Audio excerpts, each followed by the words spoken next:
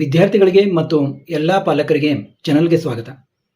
ನೋಡಿ, ಬಹಳಷ್ಟು ಪಾಲಕರು ಮತ್ತು ವಿದ್ಯಾರ್ಥಿಗಳು ಕೇಳ್ತಾ ಇರ್ತಾರೆ, ಸರ್ ಸೆಕೆಂಡ್ ರೌಂಡ್ ಯಾವಾಗ ಸ್ಟಾರ್ಟ್ ಆಗುತ್ತೆ, KCET ಸೆಕೆಂಡ್ ರೌಂಡ್ ಯಾವಾಗ ಸ್ಟಾರ್ಟ್ ಆಗುತ್ತೆ, ನೀಟ್ ಒಂದು ಕೌನ್ಸಿಲಿಂಗ್ ಆಪ್ಷನ್ ಎಂಟ್ರಿ ಯಾವಾಗ ಸ್ಟಾರ್ಟ್ ಆಗುತ್ತೆ, MBBS BDS ಇತ್ಯಾದಿ ಕೋರ್ಸ್ಗಳ ಒಂದು ಕೌನ್ಸಿಲಿಂಗ್ ಯಾವಾಗ ಸ್ಟಾರ್ಟ್ ಆಗುತ್ತೆ ಅಂತ. MCC ಏನು ಒಂದು ಆಲ್ ಇಂಡಿಯಾ ಕೋಟಾ 15% ಸೀಟ್ಗಳಿರ್ತವೆ, ಅದರ ಜೊತೆಗೆ ಈ ಎಲ್ಲ ಸ್ಟೇಟ್ಗಳ 15% ಸೀಟ್ಗಳು ಮತ್ತು ಏಮ್ಸ್, ಜಿಪ್ಮರ್ ಮತ್ತು ಎಷ್ಟೋ ಸೆಂಟ್ರಲ್ ಯೂನಿವರ್ಸಿಟೀಸ್ ಇದ್ದಾವೆ, ಡೀಮ್ಡ್ ಯೂನಿವರ್ಸಿಟೀಸ್ ಇದ್ದಾವೆ, ಅವುಗಳಲ್ಲೆಲ್ಲ 100% ಒಂದು ಸೀಟ್ಗಳನ್ನ MCC ಮೂಲಕವೇ ಫಿಲ್ ಮಾಡಲಾಗ್ತದೆ. ಆದ ಕಾರಣ MCC ಅವರು ಏನು ಒಂದು ಕೌನ್ಸಿಲಿಂಗ್ ಶೆಡ್ಯೂಲ್ ಅನ್ನ ರಿಲೀಸ್ ಮಾಡೋವರೆಗೂ KE ಅವರು ಏನು ಮಾಡ್ಲಿಕ್ಕೆ ಬರೋದಿಲ್ಲ. ಬಹಳಷ್ಟು ಅಂದ್ರೆ ಇವರು ತಮ್ಮ ಒಂದು ತಯಾರಿಯನ್ನು ಮಾಡ್ಕೋಬಹುದು.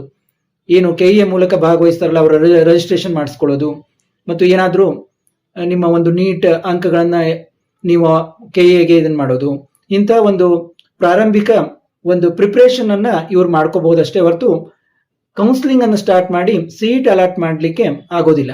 ಯಾಕಂದ್ರೆ ಕೆಲವೊಬ್ಬರಿಗೆ MCCಯಲ್ಲೂ ಕೂಡ ಸೀಟ್ ಸಿಗೋ ಸಾಧ್ಯತೆ ಇರುತ್ತೆ, ಸೆಂಟ್ರಲ್ ಇದರಲ್ಲಿ, ಆಮೇಲೆ KEಯಲ್ಲೂ ಕೂಡ ಸೀಟ್ ಸಿಗುವ ಸಾಧ್ಯತೆ ಇರುತ್ತೆ. ಆವಾಗ ಅವರು ತಮಗೆ ಯಾವ ಸೀಟು ಚೆನ್ನಾಗಿದೆ, MCCಯಲ್ಲಿ ಸಿಕ್ಕಂತ ಸೀಟ್ ಚೆನ್ನಾಗಿದೆಯೋ ಅಥವಾ KEಯಲ್ಲಿ ಸಿಕ್ಕಂತ ಸೀಟ್ ಚೆನ್ನಾಗಿದೆಯೋ ನೋಡಿಕೊಂಡು ಅವರು ಒಂದು ಸೀಟನ್ನು ಬಿಡ್ತಾರೆ. ನೋಡಿ, ಸಾಮಾನ್ಯವಾಗಿ KEಯಲ್ಲಿ ಏನು ಒಂದು ಸೀಟ್ ಸಿಗುತ್ತಿರುತ್ತಲ್ಲ, ಒಂದು MCCಗಿಂತ ಕಾಂಪಿಟೇಷನ್ ಅಲ್ಲಿ ಇಲ್ಲಿ ಕಡಿಮೆ ಇರುತ್ತೆ. ಯಾಕಂದ್ರೆ ಎಲ್ಲಾ ಸ್ಟೇಟ್ಗಳಲ್ಲಿ 85% ಸೀಟ್ಗಳು ಆ ಸ್ಟೇಟ್ ಒಂದು ಕೌನ್ಸಿಲಿಂಗ್ ಮೂಲಕ ಫಿಲ್ ಆಗ್ತವೆ. ಆದ ಕಾರಣ ನಾವು ಈಗ MCC ಇದನ್ನ ಕಂಪೇರ್ ಮಾಡಿದಾಗ ಇಲ್ಲಿ ನಮಗೆ ಒಂದು ಏನು ಬೆನಿಫಿಟ್ ಅಂದ್ರೆ ಕಾಂಪಿಟೇಷನ್ ಇಲ್ಲಿ ಸ್ಟೇಟ್ ನಲ್ಲಿ ಕಡಿಮೆ ಇರುತ್ತೆ. ಏನು ಒಂದು ಸ್ಟೇಟ್ ನಲ್ಲಿ ಯಾರು ಚೆನ್ನಾಗಿ ಅಂಕಗಳನ್ನು ತೆಗೆದಿರ್ತಾರ ಅವರ ಒಂದು ಇದರ ಪ್ರಕಾರ ಇಲ್ಲಿ ಒಂದು ಸೀಟ್ಗಳು ಫಿಲ್ ಆಗುವಂಥದ್ದು. ಆದ ಕಾರಣ ಈಗ ನಾವು ಈ ಕಳೆದ ಕೆಲವು ವರ್ಷಗಳಿಂದ ನಾವು ಗಮನಿಸಿದರೆ MCC ಅವರು ಏನು ನಿಮ್ಮ ಒಂದು ನೀಟ್ ರಿಸಲ್ಟ್ ಬಂದ ನಂತರ 36 ಡೇಸ್, ಮಿನಿಮಮ್ 36 ಡೇಸ್ ಒಳಗಡೆ ಯಾವಾಗೂ ಕೌನ್ಸಿಲಿಂಗ್ ಅನ್ನ ಪ್ರಾರಂಭಿಸಿದ್ದು ಕಂಡೇ ಇಲ್ಲ.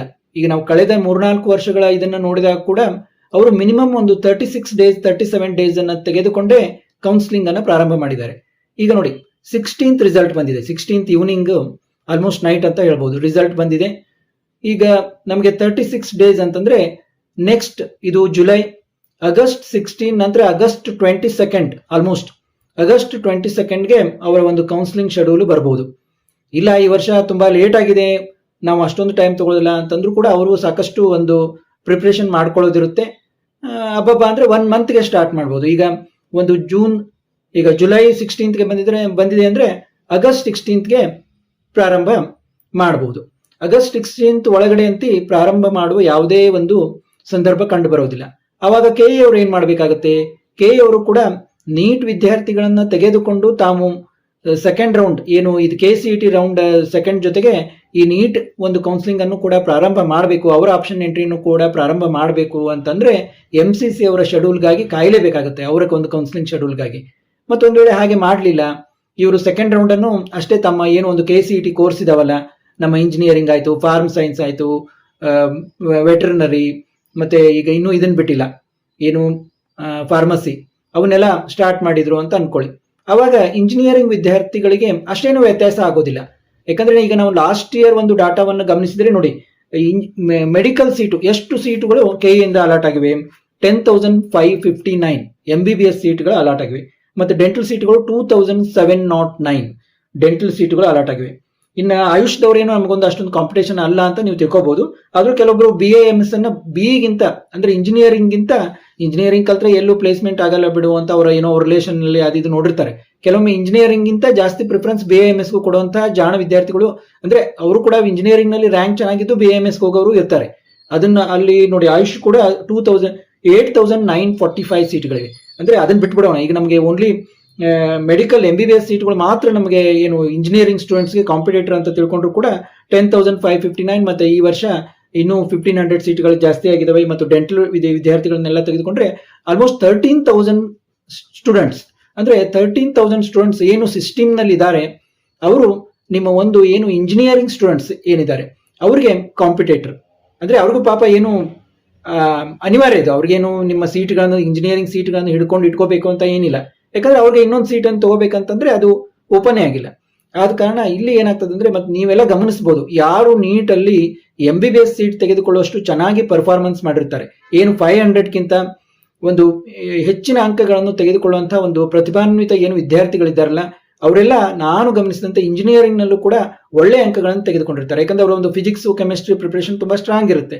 ಅವರು ಏನು ಮ್ಯಾಥ್ಸ್ ನಲ್ಲಿ ಸ್ವಲ್ಪ ಏನೋ ವೀಕ್ ಇರಬಹುದು, ಅದು ಬಿಟ್ರೆ ಅವರು ಚೆನ್ನಾಗಿ ಇಂಜಿನಿಯರಿಂಗ್ ನಲ್ಲೂ ಕೂಡ ಒಳ್ಳೆ ಅಂಕಗಳನ್ನು ತೆಗೆದುಕೊಂಡಿರ್ತಾರೆ. ಆಲ್ಮೋಸ್ಟ್ ಏನು ಒಂದು 20,000 ಒಳಗಡೆ ಏನು ಯಾರು ಇಂಜಿನಿಯರಿಂಗ್ ಸೀಟು ಟಾಪ್ ಕಾಲೇಜಲ್ಲಿ ಇಂಜಿನಿಯರಿಂಗ್ ಸೀಟ್ಗಾಗಿ ಏನು ನೀವು ಪ್ರಯತ್ನವನ್ನು ಪಡ್ತಾ ಇದ್ದೀರಾ, ನಿಮ್ಮ ಜೊತೆಗೆ ಅವರಿದ್ದಾರೆ.